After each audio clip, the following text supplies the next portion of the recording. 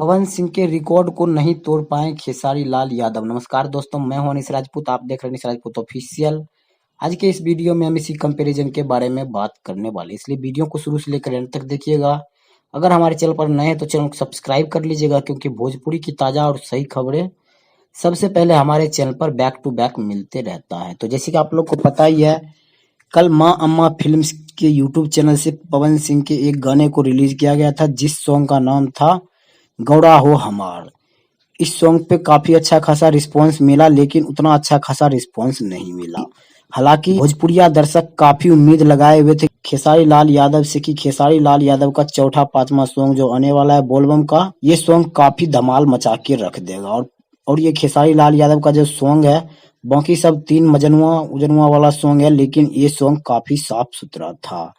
और काफी दर्शक ने उम्मीद भी लगाए हुए थे खेसारी लाल यादव से कि इस सॉन्ग काफी ज्यादा यूट्यूब पे बवाल और धमाल मचा देगा, मतलब पवन सिंह के रिकॉर्ड को तहस नहस करके रख देगा।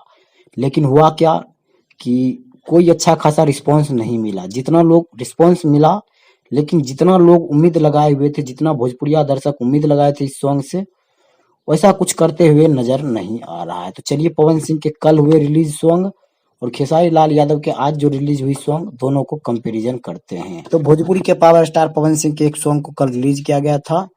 इस सॉन्ग पे अभी कंप्लीटली 2 घंटा भी नहीं हुआ था, 1.5 घंटा के लगभग आप मान सकते हैं। इस पे मैंने एक स्क्रीनशॉट लिया था जिसमें 30,000 लाइक दिखा रहा है। और आज सुबह जब खेसारी लाल यादव का सॉन्ग रिलीज हुआ तो मैंने 2 घंटे पे उसका स्क्रीनशॉट लिया, तो उस पे 27,000 लाइक नजर आ रहे हैं।